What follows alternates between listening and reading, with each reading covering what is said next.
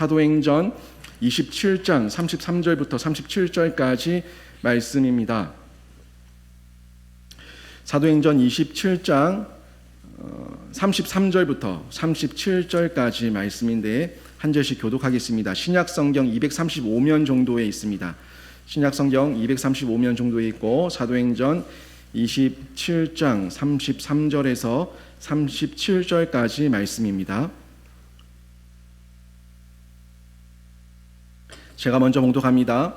날이 새어 가매 바울이 여러 사람에게 음식 먹기를 권하여 이르되 너희가 기다리고 기다리며 먹지 못하고 줄인 자가 오늘까지 열 나흘인즉 음식 먹기를 권하노니 이것이 너희의 구원을 위한 것이요 너희 중 머리카락 하나도 잃을 자가 없으리라 하고 떡을 가져다가 모든 사람 앞에서 하나님께 축사하고 떼어 먹기를 시작하매 그들도 다 안심하고 받아 먹으니 배에 있는 같이 있습니다. 배에 있는 우리의 수는 전부 276명이더라. 아멘.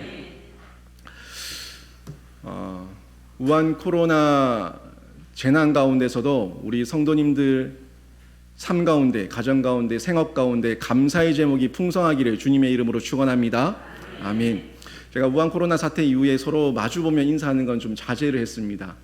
부담되실까봐 자제했는데 한번 곁에 보시면서 눈으로 한번 인사하시겠습니까? 반갑습니다. 잘 오셨습니다. 네. 네. 그래도 이렇게 잘 지내고 계시고 그 가운데 감사의 제목도 찾으시고 그 가운데 예배를 사모하시는 우리 성도님들이 계셔서 우리 하나님께서도 참 기뻐하실 거라는 생각이 들고 저희들도 이 사태가 잘 지나가고 속히 모이기를 바라는 마음이 더 배가가 될 거라는 생각이 듭니다.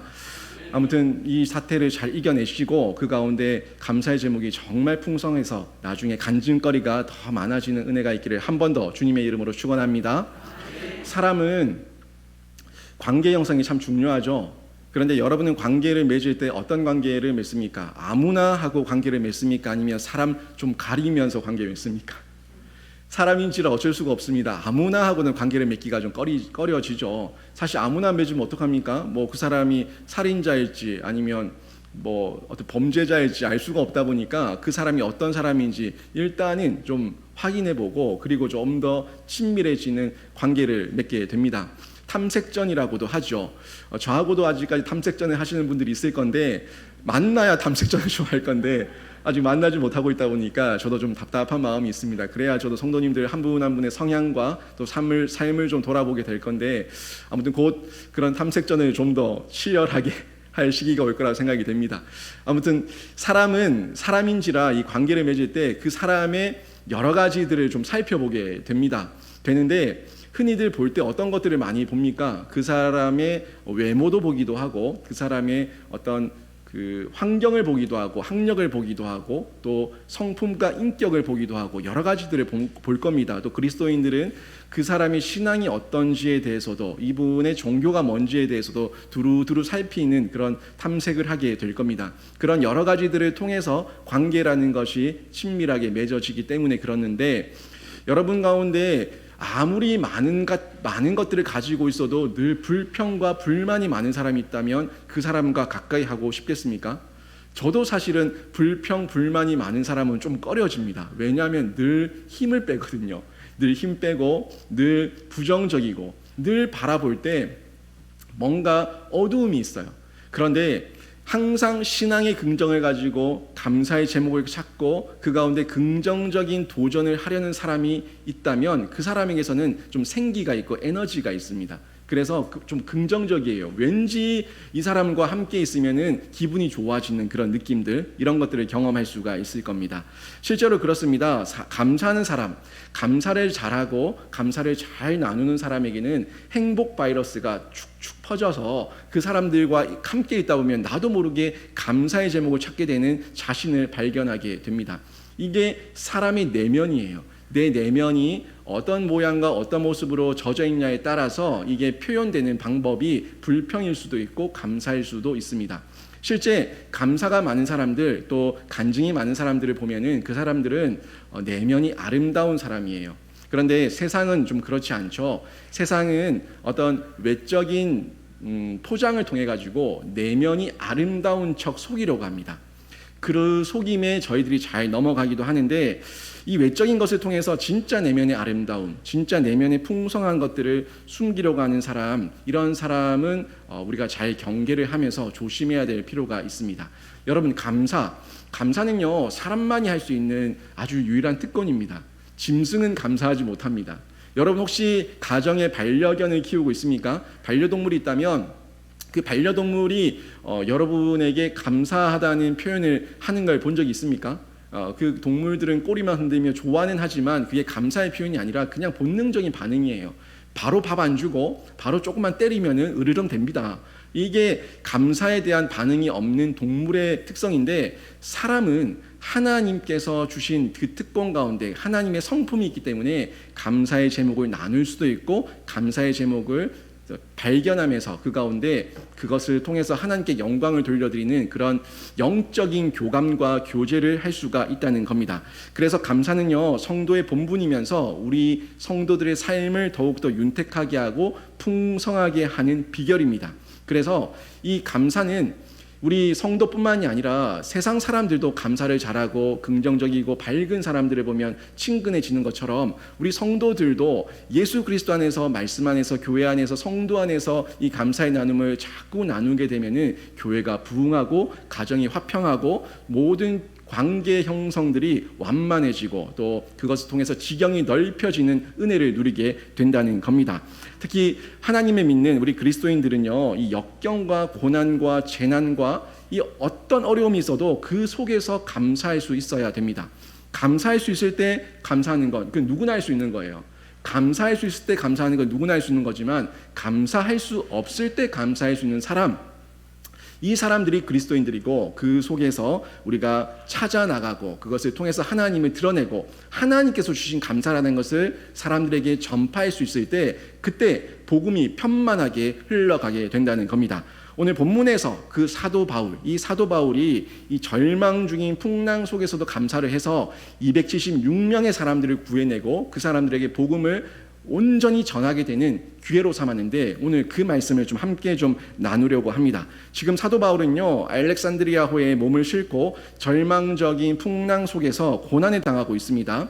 이 사람들은 지금 배 위에서 그 풍랑 속에서 14일 동안 해와 별이 보이지 못하는 그런 상황에 처해 있었고, 구원의 희망이라고는 전혀 찾을 수 없는 그런 공포와 굶주림 가운데 처해 있었습니다.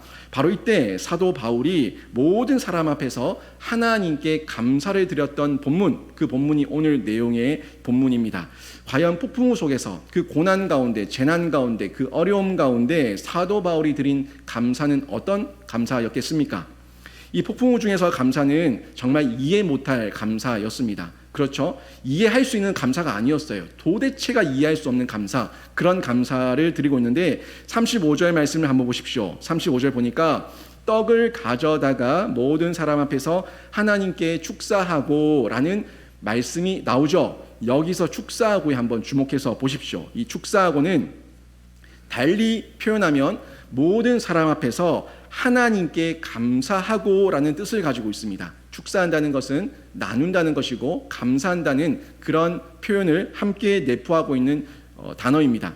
이 아름다운 가정이라든지, 아름다운 가정, 좋은 평안한 가정, 튼튼한 직장, 진실한 친구, 그리고 만사 형통, 실패 없는 합격, 항상 건강한 모습, 이런 것들은 너무나 우리들에게 감사의 제목일 건데, 그게 늘 그렇게 이어지고 있다면 여러분은 감사할 수 있겠습니까?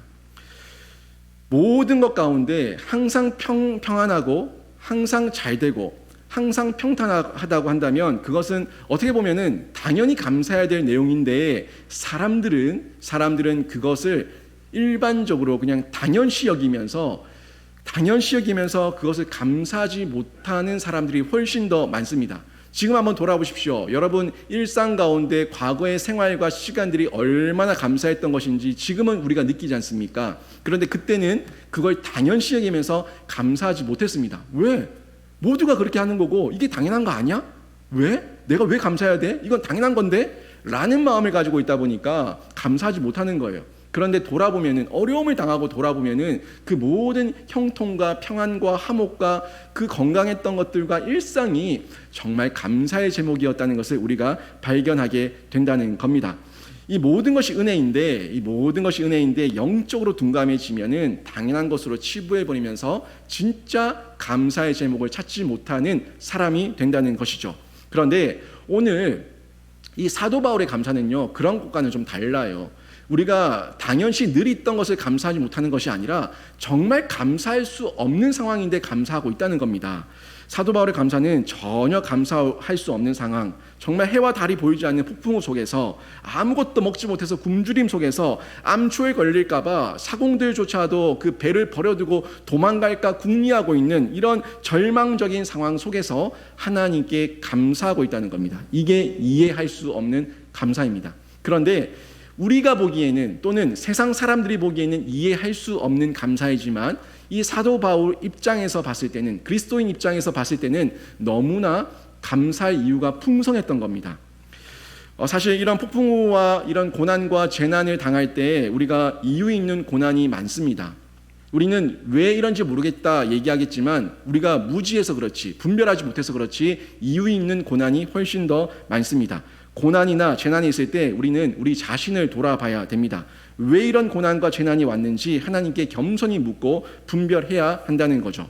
사실 이 사람들, 276명의 사람들이 타고 있던 이 알렉산드리아호의 이 고난은요, 이유 있는 고난입니다. 사실 저들은 유라굴로와 같은 큰 재난을 당하게 된 것은 하나님의 말씀에 불순종했기 때문에 이런 고난을 당한 거예요. 먼저 11절 말씀을 보니까, 오늘 본문 앞부분인데 11절을 보니까 백부장이 이 사도 바울을 압송해 가고 있던 그 관료였죠. 그 백부장이 선장과 선주의 말을 바울의 말보다 더 믿었어요.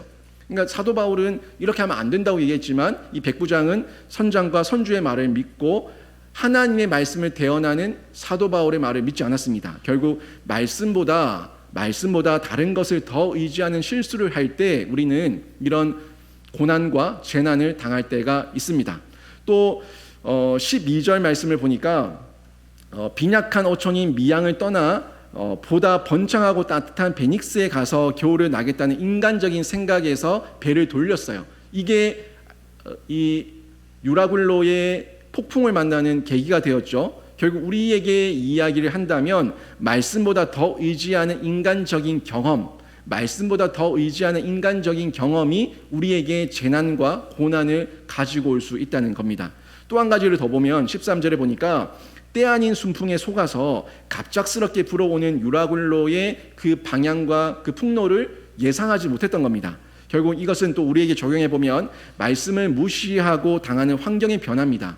말씀을 무시하고 그냥 어떤 환경의 변화와 내 경험과 내 생각을 가지고 어떤 과학적인 어쩌니 하는 그런 지식을 가지고 접근할 때 갑작스럽게 바뀌는 변화에 이 대처하지 못하는, 또 분별하지 못하는 이런 상황이 발생할 수가 있는데, 이 모든 이 세 가지의 내용들이 사실은 지금 유라굴로와 같은 큰 폭풍과 재난을 당하는 이유입니다. 고난과 재난을 당하는 이유였던 거죠.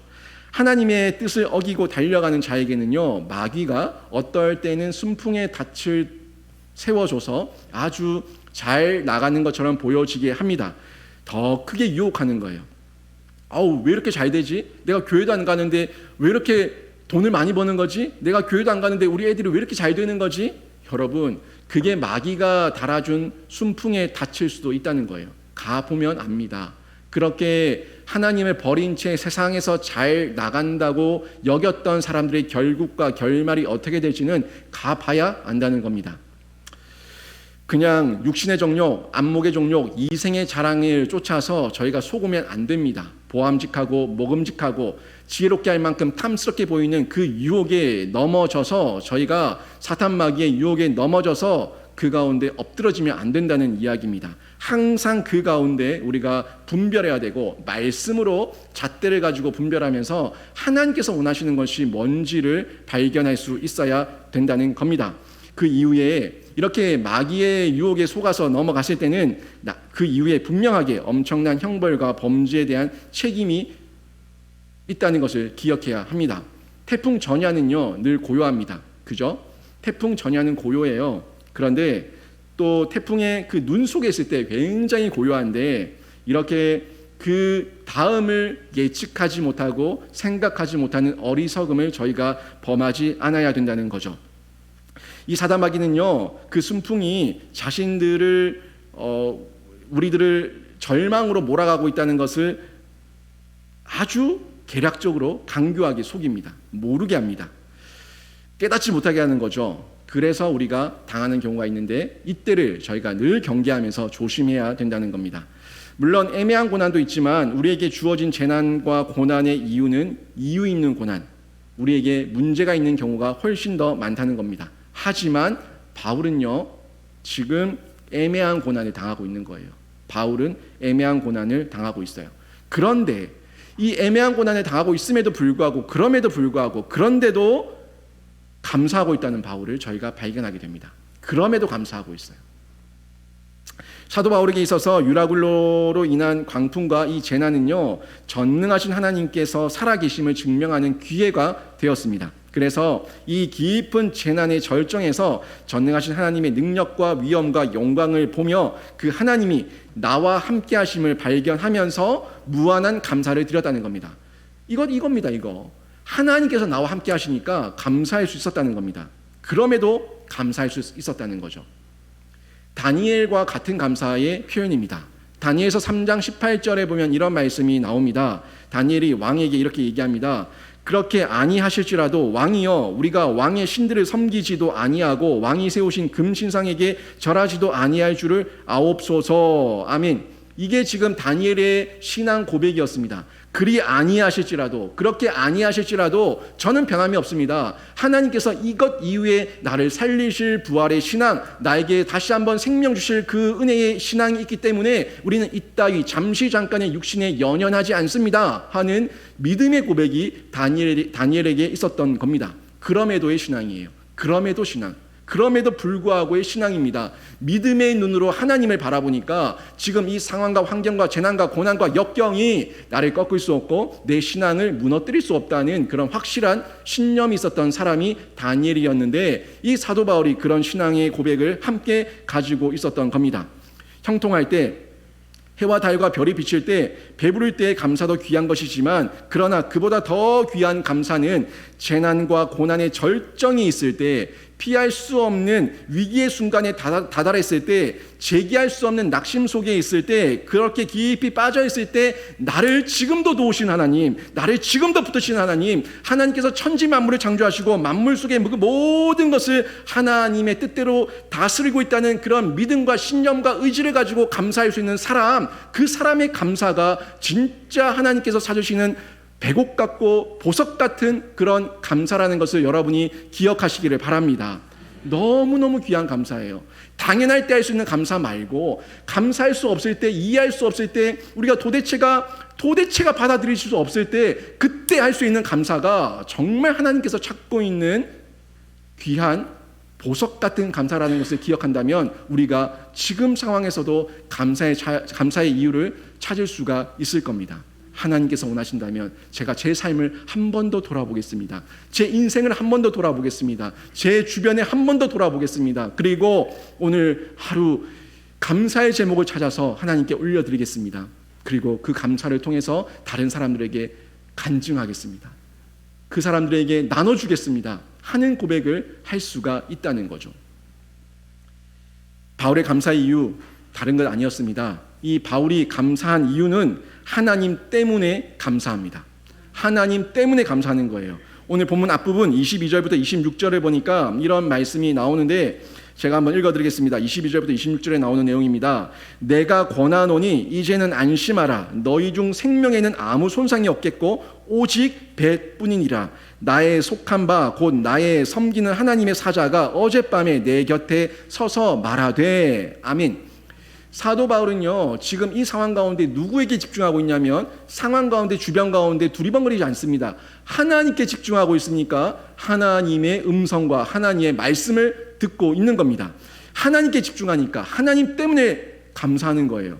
아직 광풍이 멈추지 않았어요. 배가 안정되지도 않았습니다. 구원의 희망은 보이지 않습니다. 심지어 사공들조차도 배를 버려두고 도망하려고 하는 궁리만 하고 있습니다. 그러나 사도 바울은 모든 사람 앞에서 자신이 섬기는 하나님께 감사를 드리며 그 사람들에게 그 하나님께서 말씀하셨다고 자신 있게 이야기할 수 있는 겁니다. 이게 임마누엘의 은혜입니다. 지금도 나와 함께 하신 하나님, 지금도 나와 함께 하신 하나님, 그 하나님의 임재와 하나님의 경험과 하나님의 체험이 있을 때 우리는 어떤 환경 가운데서도, 어떤 불평과 불만이 나올 환경 가운데서도 하나님께서 함께 하시니까 하나님의 이름을 얘기하며 하나님의 말씀을 이야기하며 사람들에게 그 하나님께서 이렇게 말씀하셨다고 이야기할 수가 있는 겁니다. 제가 여러분에게 주일 광고를 보낼 때 또는 문자를 보낼 때 늘 마지막 부분에 말씀을 넣어서 보내고 있습니다. 그 말씀을 보내는 이유가 뭐겠습니까? 여러분 10년 가운데 주변과 상황과 환경을 볼 때 낙담이 될 것 같아서 하나님 말씀으로 또 한 번 희망과 소망과 용기를 얻으라고 말씀을 보내는 겁니다. 말씀 허투루 보내지 마시고 한 번 더 묵상해 보시면서 한 번 읽어 보십시오. 그 말씀이 하나님의 약속이고 언약입니다. 그 말씀이 내 10년 가운데 새겨져 있으면은 그 어떤 상황 가운데서도 하나님 때문에 감사할 수 있는 성도가 될 줄로 믿습니다. 또 사도 바울은요, 말씀 때문에 감사하고 있어요. 말씀 때문에 감사합니다. 이 사도 바울에게 가까이 오셔서 지금도 찾아오셔서 그 임마누엘의 하나님께서 위로해 주시고 소망을 주시며 나갈 길을 선명하고 분명하게 말씀으로 주시니까 그 말씀을 통해서 절망적인 상황을 재해석하는 거예요. 다시 한번 나에게 적용하는 거예요. 하나님을 바라보는 거예요. 그리고 그 속에서 위로가 있으니까, 소망이 있으니까 능력의 말씀을 붙드는 겁니다.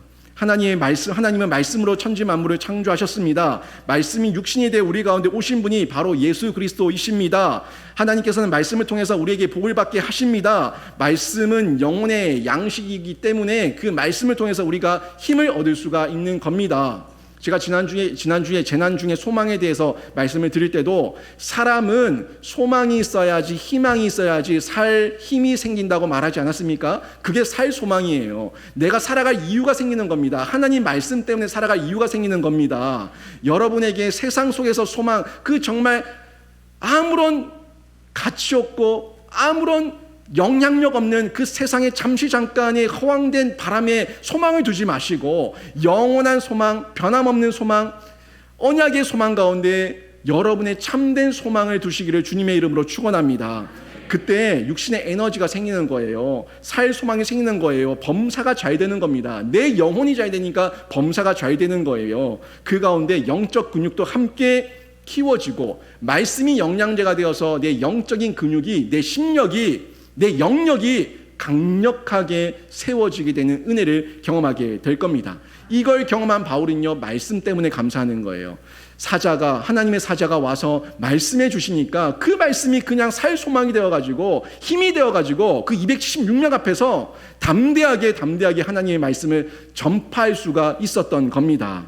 이게 말씀 때문에 감사한 사도 바울의 모습입니다. 또 사도 바울은 예수 때문에 감사합니다. 신앙적 감사, 믿음의 감사는 상황과 형편과 조건에 따라 다른 감사가 아닙니다. 신앙적 감사는요, 하나님 때문에, 말씀 때문에, 예수 때문에, 변함없는 언약 때문에 하는 감사가 신앙의 감사입니다. 상황, 환경, 조건, 여러 가지 세상의 이유 때문에 감사하는 거는요, 누구든지 할 수 있다니까요. 누구든지 할 수 있는 겁니다. 하지만 변함없는 감사는요, 신앙적 감사는 하나님 때문에, 말씀 때문에, 예수님 때문에 할 수 있는 감사, 그것이 우리가 가져야 될 감사고 신앙적 감사인 것입니다. 현재 상황이 어떻든 하나님의 말씀을 듣고 믿음에 굳게 서서 하는 감사가 신앙적 감사입니다. 이것이 욥의 감사고, 무디 목사님의 감사고, 손양원 목사님의 감사고, 우리가 알고 있는 많은 신앙의 조상들, 그런 선조들의 감사가 이런 감사였던 것입니다. 그래서 사도 바울은요, 골로새서 2장 6절에서 이렇게 말씀하고 있죠. 너희가 그리스도 예수를 주로 받았으나 그 안에서 행하되 그 안에 뿌리를 박으며 세움을 입어 교훈을 받은 대로 믿음에 굳게 서서 감사함을 넘치게 하라. 아멘. 보십시오. 지금 뭐를 받았다고요? 그리스도 예수를 주로 받았으니까, 그리스도 예수를 주님으로 받았으니까 그 안에서 행하고 그 안에 뿌리를 받고 세움을 받아서 교훈을 받은 대로 그 예수를 믿는 믿음에 굳게 서서 감사함을 넘치게 하라고 사도 바울이 말하고 있는 겁니다. 이게 진짜 우리가 해야 될 신앙적 감사예요. 그 가운데 이 감사는요, 멈춰 있지 않습니다. 열매 감사가 계속해서 드러나게 됩니다. 이 열매 감사는 생명의 열매 감사예요. 나도 살고 남도 살고 이웃을 살리는 열매가 됩니다. 오늘 본문 33절 34절에서 바울이 여러 사람을 모아놓고 음식을 먹으라며 권하고 있죠. 이렇게 말씀하고 있습니다. 이것이 너희의 구원을 위하는 것이요 너희 중 머리카락 하나도 잃을 자가 없으리라. 아멘. 사도 바울이 그렇게 믿음으로 얘기하고 있어요. 살아야 된다. 하나님께서 너희들 살린다고 하셨으니까 너희들 살아야 된다. 일단 먹어라. 이렇게 얘기하고 있는 겁니다. 바울은 지금 이 모든 사람의 생명에는 손상이 없음을 믿고 감사하면서 그렇게 실행하고 있는 겁니다. 생명의 소중함을 아십니까? 생명은 너무나 소중한 신비입니다. 우리의 삶에 있어서 생명보다 더 소중한 것은 없어요. 모든 것을 다 얻는다 할지라도 생명 잃으면 그게 무슨 소용이 있겠습니까? 그런데 여러분, 그 생명은 세상의 생명이 아니라 영원한 생명을 저는 얘기하고 있는 겁니다. 영원한 생명 잃으면 무슨 소용이 있습니까? 영원한 생명 잃으면 무슨 의미가 있습니까? 우리는요, 비록 모든 것을 다 잃어버린다고 할지라도 생명을 얻고 영혼의 구원을 얻을 수만 있다면 그것이 인생의 최선임을 믿어야 합니다. 잠깐의 생명이 아니라 영원한 생명, 그게 진짜 생명이거든요. 그게 진짜 생명이에요. 육신의 생명도 생명이지만 그건 잠시 잠깐의 생명이고 이후에 하나님께서 부활 승천 우리를 다시 재림하실 때에 다시금 부활하게 하시고 다시금 살게 하셔서 영과 육이 하나가 되게 하시는 영화의 부활체로 만들어 주실 그 영원한 생명을 우리가 바라보면서 나가는 겁니다. 이게 바울의 신앙이고 생명관이었습니다. 그래서 사도 바울이 뭐라고 얘기해요? 사나 죽으나 나는 주의 것이라고. 내가 사나 죽으나 주의 것이라고. 사도 바울에게 있어서는요, 지금 이 땅에 사는 것도 사는 것이고 이 땅에서 죽는 것도 사는 것이었습니다. 언젠가는 살 몸이고 다시 부활할 몸이고 다시 영화의 그 단계에 들어갈 몸이기 때문에 나는 사나 죽으나 주의 것이라고 고백하면서 두려움 없이 그 신앙을 지킬 수가 있었던 것입니다. 이게 바울의 믿음이었고 예수 그리스도를 믿는 믿음이고 이것이 생명인 것입니다. 바울의 믿음, 예수 그리스도를 믿는 믿음, 이게 생명이고 나에게 살수망을 주고 에너지를 주고 힘을 주고 다시 한번 용기를 주는 생명의 능력이 약동하게 되는 겁니다. 그 안에 생명의 열매가 나타나게 되고 감사가 넘치게 되는 거죠. 그리고 이 바울의 감사는 결국에 그 배에 있던 모든 사람들을 살려내는 능력으로 작용하게 됩니다. 그리고 나눔의 열매가 풍성하게 나타나게 되죠. 지금 사도 바울은요, 하나님의 놀라운 계획을 깨닫고 있습니다. 하나님께서는 가이사, 그 로마 황제죠, 그에게 상수한 사도 바울을 살리시고 가이사 앞에 가서 생명의 복음을 증거케 하시려고 알렉산드리아호에 있는 그 승선한 276명의 생명들을 다 구원하십니다. 그래서 사도 바울은 머리카락 하나도 잃을 자가 없으리라는 말씀을 믿고 그대로 선포하고 전달했습니다. 바울만이 아니라 모두예요. 바울은 이때 모든 사람을 사랑하시고 구원하기를 원하시는 하나님의 놀라운 계획과 사랑을 발견하게 된 거죠. 그래서 이 폭풍우 중에 희망과 갈 길을 잃은 배 위에서 하나님께 감사를 드리고 그들에게 도리어 안심하라고 말하고 있는 겁니다. 여러분, 안심하라고 얘기하고 있어요. 안심하라고 얘기하고 있어요. 그런데 상황을 잘 보세요. 지금 안심하라고 있는 사람은 누군지, 안심하라는 말을 듣고 있는 사람이 누군지 한번 상황을 잘 보십시오. 지금 이 배 위에 있는 276명은요 모두가 자유인이에요. 모두가 자유인이고 내 마음대로 언제든지 이동할 수 있고 뭐든지 할 수 있는 사람들입니다. 그런데 그들은 지금 어떻게 하고 있어요? 초조하고 불안하고 절망 가운데 있습니다. 초조하고 불안하고 절망 가운데 있습니다. 그런데 그들은 그 누구도 서로에게 위로가 되지 않았습니다. 서로 두려워하고 서로 절망하고 서로 겁내하고 있어요. 그런데 단 한 사람, 죄수였던 사도 바울, 갇힌 자였던 사도 바울, 이는 그 가운데 평안하고 한 능력이 있습니다. 믿음이 있습니다. 그 가운데 겁냄이 없습니다. 담대함이 있습니다. 너무 비교되지 않습니까? 지금 자유인과 죄수예요. 자유인과 죄수인데 그들 가운데 그들의 심령의 요동침은 어떠냐는 겁니다. 불안과 두려움과 겁냄, 겉에 묶임과 묶이지 않았다, 이게 아무런 의미가 없어요. 그 속에 누가 계시냐, 그 속에 어떤 믿음이 있냐에 따라서 그 사람의 행동과 표현과 모든 방법들이 너무나 다르게 나타나고 있다는 겁니다. 그 속에 사도 바울은 예수의 생명이 있기 때문에 나눌 수가 있었던 겁니다. 표현할 수가 있었던 겁니다. 그리고 그 나눔은 나도 살고 주변 모두를 살리는 생명의 능력으로 나타나게 된 겁니다. 이 여기까지 오기 위해서 뭐가 필요한지 아십니까? 헌신이 필요한 거예요. 그 헌신의 열매가 감사입니다. 헌신의 열매가 감사예요. 사도 바울이 이렇게 헌신하지 않았다면은 이들이 살았겠습니까? 사도 바울이 이렇게 헌신하지 않았다면은 이들의 생명을 구할 수 있었겠어요? 그렇지 못합니다. 사람들은요, 흔히 헌신하기를 싫어합니다. 보통 이런 사람들은 남에게 손해가 되어도 나에게 유익할 때만 감사를 하고 나에게 유익한 것만 찾아다닙니다. 아주 이기적이고 자기중심적인 사람이고 그 가운데서 자기중심적인 감사를 찾으려는 사람입니다. 바리새인과 같은 감사죠. 제가 저들과 같이 아니함을 감사합니다. 얼마나 이기적이고 자기중심적인 감사입니까? 이런 감사는 하나님 앞에 상달될 수 없습니다. 진정한 감사는요, 나에게 복이 될 뿐만이 아니라 하나님께 영광이 되고 주변 이웃들에게 유익이 되고 그들에게 생명이 흘러가는 통로가 됩니다. 이게 진짜 진정한 감사고 사람을 살리는 감사입니다. 우리 예수님께서 그 본을 너무나 분명하게 보여주셨습니다. 우리 예수님께서 이타적인 삶을 통해서 어떤 것이 섬기는 삶인지 보여주셨습니다. 우리 지금 마가복음 계속 묵상하고 있지 않습니까? 그 마가복음에서 나온 예수님의 이적과 예수님의 가르침을 한번 보십시오. 내가 이 땅에 온 것은 섬김을 받으려 온 것이 아니라 도리어 섬기려 하고 대속물로 주려고 왔다. 이타적인 삶, 내어주는 삶, 모든 것을 포기하는 삶, 그 삶을 예수님께서 친히 사셨습니다. 그리고 복을 흘려보낸 통로의 삶을 사시고 천하 만민이 구원을 얻게 되는 그 길을 열어주셨습니다. 이 삶을 사셨던 분이 예수님인데 예수님께서 얼마나 헌신하셨습니까? 우리가 누군가에게 영향력을 끼치기 위해서는, 복음을 흘려보내기 위해서는 반드시 헌신이 필요하다는 것을 기억해야 합니다. 사도 바울은요, 그 모습을 가지고 있었어요. 그 예수의 흔적을 가지고 있었습니다. 그래서 혼자 도망가려고 하지 않았습니다. 혼자 살려고 하지 않았습니다. 바울과 사공들을 한번 비교해 보십시오. 바울과 사공들 비교해 보세요. 바울은 모두 살리려고 했지만 사공들은 자신만 살려고 합니다.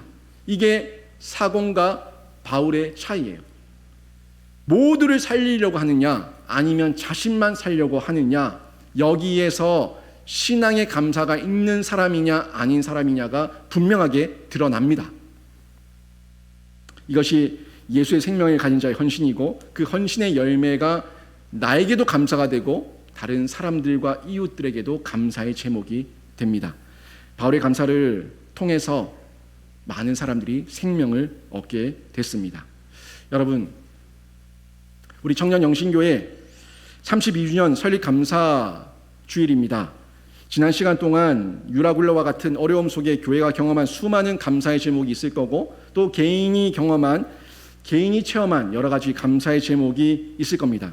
간증의 제목도 있을 겁니다. 그 중에 몇 가지만 제가 좀 소개를 하면서 은혜를 좀 나누려고 합니다.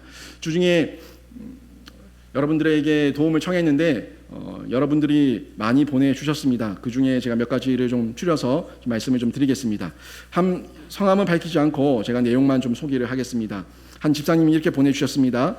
우리 교회가 지금까지 오기에는 그동안에 다사다난했었던 일들이 많았는데 특별히 기억에 남는 건 3030 세계 비전을 목표로 국내외에 교회들을 설립할 수 있었던 일과 어르신들과 몸이 불편하신 분들의 편의를 위해서 엘리베이터를 설치한 일과 특히 올해 이대 담임 목사님을 모시는 과정에서 모두가 한마음 한뜻으로 하나님께 간구하는 중에 김효진 목사님을 모시게 되어 하나님께 감사드립니다. 개인적인 감사로는 어떤 힘들고 어려운 일을 처했을 때 로마서 5장 3절 4절 말씀으로 다시 용기와 희망을 받고 일어설 수 있었습니다. 그리고 우한 코로나로 인해 힘든 상황 가운데도 고린도서 1장 9절 말씀을 묵상하면서 잘 이기고 있음에 감사드립니다.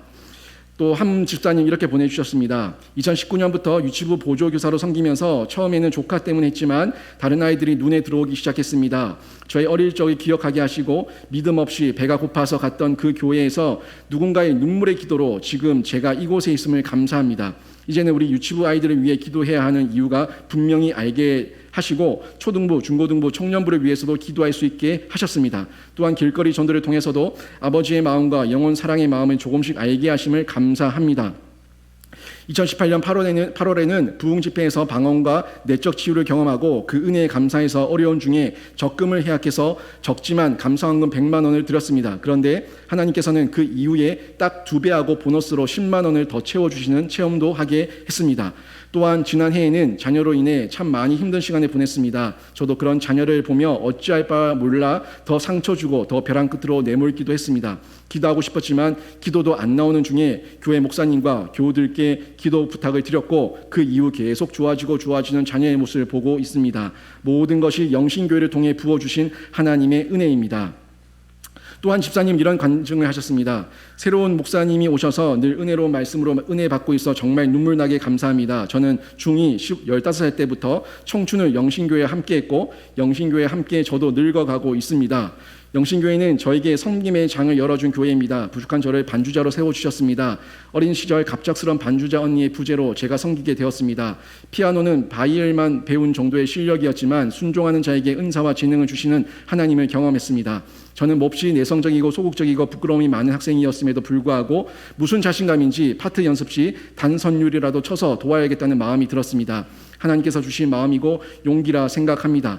고2 때쯤 대학 입시 요강에 계대에 교회 음악과가 있는 것을 보았고 그곳에 가고 싶었고 아무것도 몰랐던 저는 찬송가만 치면 되는 줄 알았습니다. 그러나 입시 실기로 베토벤 소나타 피아노와 찬송가로 제비 뽑아서 한 곡을 오르간으로 쳐야 하고 시창 청음까지 완전 어려웠습니다. 금방 포기했죠. 그런데 고3이 되었을 때 아빠의 격려로 음대를 가기 위해 입시를 위한 피아노 학원을 찾아다녔지만 다 불가능하다고 저를 받아주지 않았습니다. 그런데 한 학원의 원장님이 교인이셨는데 저를 받아주었습니다. 나중에 뭘 믿고 저를 받아주셨어요? 라고 물어보니 어렵긴 했는데 그동안 교회에서 반주한 게 있어서 그걸 보고 해보자고 하셨다는 겁니다. 그렇게 또 저는 불가능한 실력의 학생이 음대생이 되었습니다. 불가능한 실력의 반주자, 음대생이라니 이 모든 것이 하나님의 은혜이고 하나님의 계획이었습니다. 그렇게 묵묵히 열심히 반주로 섬기는 중에 지금의 신랑과 영신교회에서 결혼하고 하나님이 주신 내 자녀까지 저에게 너무 큰 은혜와 감사가 늘 영신교회와 함께 했습니다. 한 권사님이 보내주신 내용입니다. 영신교회 제2대 담임 목사님을 모시기 위해 토요일 저녁마다 교회 지하에서 장로님, 권사님, 집사님, 중고등부 교사와 학생이 함께 모여 기도할 때 이 교회에 꼭 필요하고 교회를 잘 이끌어 가실 분을 보내달라고 하나님께 기도했는데 하나님께서 김효진 목사님을 보내주셨습니다. 너무 감사합니다. 저는 남편이 작년 7월에 천국으로 먼저 가셨는데 투병 생활을 약 25년 정도 했습니다. 이로 인해 자주 병원에 입원했었는데 그때마다 영신교회 김동 목사님과 성도님들이 새벽 기도 때 기도해 주셨다는 소식을 듣고 눈물 흘리면서 하나님께 감사했습니다. 또 영신교회에서 신앙생활하는 중에 제자 훈련할 때 일입니다. 일주일에 한 번 하는 모임이지만 너무 좋았습니다. 그리고 공부가 끝나고 나서 서로 기도 제목을 나누고 기도하는 시간이 있었습니다. 그때 저는 큰딸이 신앙적으로 방황을 하고 있었기에 딸이 주님 품으로 돌아와 같이 신앙생활 잘하게 해달라는 기도 제목으로 모인 분들과 함께 작정 기도를 했습니다. 작정 기도가 끝나갈 무렵 큰딸한테 전화가 와서 엄마 나 이번 주부터 교회 갈 거예요 라고 말하는 것입니다. 그리고 그때부터 지금까지 너무 열심히 신앙생활을 잘하고 있습니다. 이 모든 것이 하나님의 은혜입니다. 너무 많은 감사의 제목이 있지만 자랑 같아서 한 가지만 하겠습니다. 이분은 제가 기억했다가 다음에 또 묻겠습니다. 너무 많다고 하셔가지고 또 물을 겁니다. 예. 또 다른 권사님이십니다. 칠곡 성전과 비정 성전을 완전히 분리한다고 했을 때 너무 충격이었고 힘들었습니다. 하지만 기도한 대로 교회도 저도 속히 안정을 찾게 해주셨고 좋은 목사님, 말씀 중심의 목사님을 보내주셔서 감사합니다. 개인의 문제, 영과 육이 지쳤을 때 저에게 맡겨준 아이들과 사랑방 식구들의 영적 성장의 모습을 함께 보게 해주셔서 감사합니다. 수련회 때, 수능 때 기도한 대로 늘 응답 주셔서 감사합니다. 또 한 집사님은 이렇게 또 제목을 내셨는데, 영신교회가 32주년을 맞이하게 하심을 먼저 감사드립니다. 문득 32년 전 첫 예배 때의 장면이 아직도 생생히 생각이 납니다. 영신교회가 오늘 여기까지 올 수 있었던 것은 오로지 주님의 은혜입니다. 그동안 간증의 내용들이 무수히 많아 일일이 다 말씀드릴 수가 없습니다. 이분도 제가 다음에 또 물을 겁니다. 많은 믿음의 선배와 많은 믿음의 동력자와 목사님이 있었기에 한 가족처럼 여기까지 달려올 수 있었습니다. 지금 제가 자랑할 것은 오직 예수님밖에 없습니다. 네, 이런 제목들을 내주셨습니다. 여러분, 우리 그리스도인들은요, 삶이 이런 삶이어야 합니다. 어떤 상황에서든, 어떤 환경 가운데서든 감사의 제목을 찾을 수 있는 사람, 불평과 불만이 아니라 어떤 재난과 역경과 고난 중에 있다 할지라도 그 가운데서 감사의 제목을 찾을 수 있는 사람, 그 사람이 우리 그리스도인이어야 합니다. 여러분, 뭐가 문제입니까? 가족의 문제, 가족의 문제, 자녀와의 갈등, 건강의 문제, 또는 학업의 문제, 경제적인 문제, 관계의 문제, 여러분의 개인적인 문제들이 유라굴로의 폭풍우처럼 그 고난 가운데 처해 있습니까? 여러분을 너무 몰아붙여서 나라고 하는 배가 파선을 당할 그 어려움 가운데 처해져 있습니까? 또 주변에 돌아보니까 우한 코로나의 이 유라굴로 앞에서 파선되기 일보 직전의 상황 가운데 처해져 있습니까? 그럼에도 불구하고 우리에게는 감사의 이유가 있습니다. 그럼에도 불구하고 우리에게 감사의 이유가 있습니다. 뭡니까? 그 감사의 이유는 우리 속에 예수의 생명이 있기 때문에, 예수의 생명이 약동하고 있기 때문에, 그 생명만 있으면 나누고 베풀고 흘려보낼 수 있는 통로가 될 수 있기 때문에 그 가운데서 감사할 수 있는 줄로 믿습니다. 여러분, 그 생명, 예수의 생명, 부활의 생명, 그 십자가의 생명을 누리시기를 바랍니다. 그것을 경험하시기를 바랍니다. 체험하시기를 바랍니다. 그 생명 속에서 여러분의 삶이 해석되고 여러분의 문제가 해결되어서 감사의 제목이 더 풍성하고 더 넉넉하고 더 차고 넘치는 은혜가 있기를 주님의 이름으로 축원합니다. 그런 성도들, 그런 영신교회 계속해서 이어나가기를 주님의 이름으로 축원합니다. 아멘.